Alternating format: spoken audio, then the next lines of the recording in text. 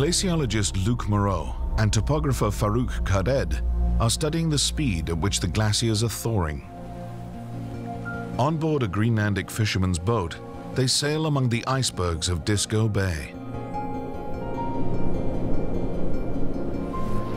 This bay, located in western Greenland, is overrun with icebergs that a dozen coastal glaciers release on a daily basis. Their number increases every year. The local fishermen are the first affected by this worrying influx. Do you think there is more iceberg now than 2 years ago, 3 years ago? Yeah, there is a lot of small icebergs in the last 4 or 5 years, because every time the big icebergs is a bit smaller, and they're going more faster out. Normally, when the iceberg was really big for 20 years ago, it's normally height for 100 meter high. But now you can see it's only 20 to 40, 50 meters high. They're going out very fast. And the small ice in the fjord, they're going also out. You can see around here, all you can see is a small ice. The harbors are suffering. To go in and out, the boats sometimes need to maneuver for hours.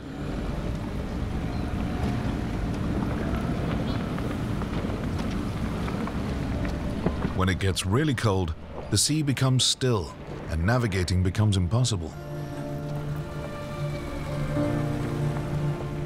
These thousands of small icebergs don't only impede navigation, they also contribute to the rise of sea levels. Luc Moreau is convinced that there is a relationship between the size of icebergs and the speed at which the glaciers melt. He's been studying the Akip-Surmiya glacier for years. Ouais, là vraiment, là, on a l'impression que le front du glacier, là, il s'est brisé, tu vois, il y a un énorme morceau qui est parti.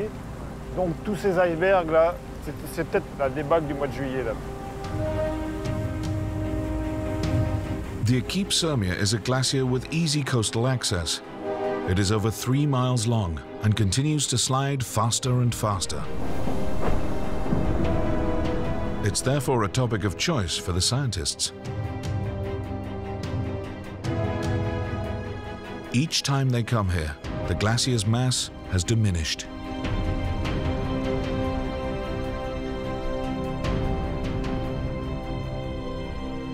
Incroyable. Tout le volume qu'il a perdu. Forcément, il s'accélère comme tous les glaciers groenlandais qui arrivent en mer. Cette portion-là de glace qu'on voit là, probablement que ça part en 1 an. Voilà. Qu'il n'a jamais connu un état aussi réduit.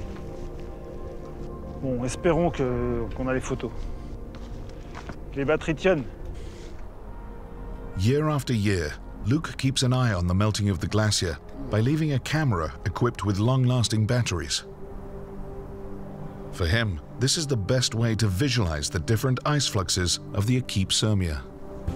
Ça fait 1 an qu'il est là. 3 photos par jour, toi, c'est la bonne fréquence. Il tourne toujours. Bon. Allez, on ouvre.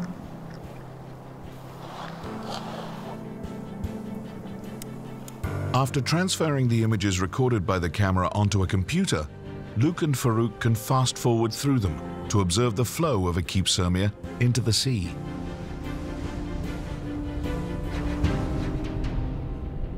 On voit bien donc l'écoulement général du glacier. Sur la rive gauche, là, il est beaucoup plus lent, mais arrivé à 1/3 de la largeur, voilà, le glacier là, il s'accélère vraiment. Au niveau du centre de la pointe, il est un peu plus lent, et ensuite aux 2/3, voilà, il s'accélère également. Donc là, ce qui est intéressant, c'est que ça nous permet de voir les zones à mesurer. Donc les cibles, il faut les positionner dans cette partie-là. On peut essayer de passer là, sur la glace noire, en rive gauche, et puis d'aller jusqu'où on peut là. Contrary to common belief, glaciers do not flow evenly. The further away from the edge, the quicker the melting speed. The higher the speed, the faster the ice cracks. Luke and Farouk go deeper into the bed of the Akip Sirmiya to install reflective panels on various flow areas they have identified.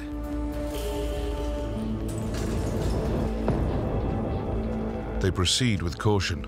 The further they go, the deeper and more numerous the crevices become.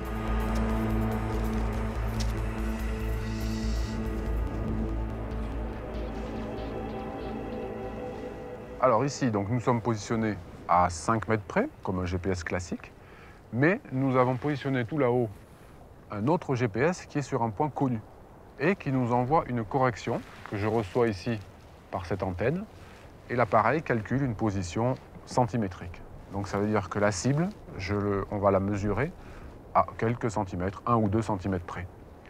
Demain, on reviendra à la même heure et on va avoir comme ça la vitesse, donc le déplacement de la cible entre aujourd'hui et demain. Et l'idée, voilà, c'est de mesurer ce glacier très très finement, parce qu'aujourd'hui, on n'a que des mesures de satellites radar, interférométrie radar, et là, bon, c'est des mesures globales, quoi.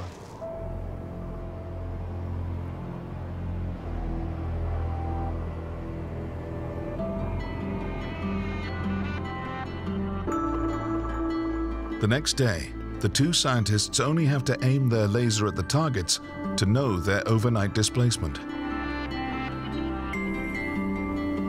In the fastest areas, the ice moves 6 to 7 meters per day. These are considerable speeds when compared to those of certain alpine glaciers, which only move about 30 centimeters a day. Luke and Farouk are lucky to be able to put the data in perspective. Because of its easy access, the Akip Sirmiya has been studied for nearly a century. In the 1950s, Paul-Emile Victor established a base camp facing the glacier. In spite of its age and the weather conditions, the old cabin built by the Frenchman is still standing. C'est un lieu assez magique parce que tellement célèbre. Et donc ils ont réalisé beaucoup de mesures scientifiques. Ça a vraiment foisonné dans toutes les disciplines, météorologie, glaciologie, topographie. Et grâce à toutes ces informations, nous aujourd'hui, on a des résultats des années 50, mais aussi de De Kervin qui avait découvert la zone en 1912, qui avait aussi fait des photographies. Tout a démarré de cette station. On June the 1st, 1948, Paul-Emile Victor arrived in De Kervin Bay at the foot of the Akip Sirmiya. He brought with him over 90 tons of equipment, light-tracked vehicles in particular. They allowed the scientists to move around and make accurate measurements from the front of the glacier to the very core of the ice sheet. At that time, the Akip Sirmiya was moving about 3 meters per day, about half as fast as today. The flow speed has doubled in 60 years. This spectacular acceleration is combined with a strong retreat of the glacier. Based on the data and photographs of the time, Luke and Farouk will try to reconstruct the evolution of the front of Akip Sirmiya.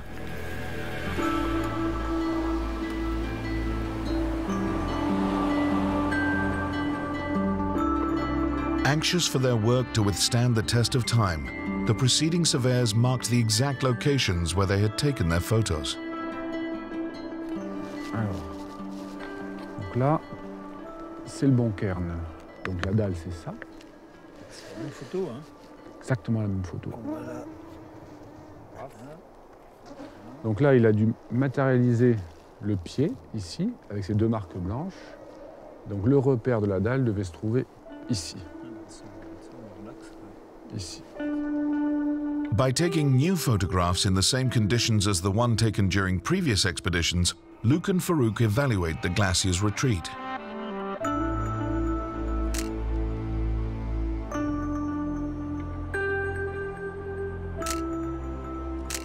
On se rend compte, en 1912, il est arrivé au milieu de la baie.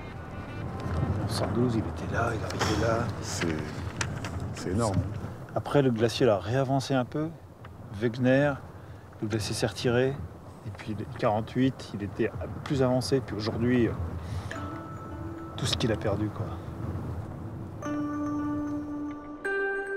Et comme il s'accélère, tous ces glaciers se fracturent de plus en plus, ils n'ont pas le temps de se déformer. Un peu comme ils sont très très fracturés, eh bien, ils s'évacuent dans la mer et ils lâchent de plus en plus de petits icebergs, ce qui fait qu'ils reculent énormément. On a l'impression que le Groenland se vide de sa glace.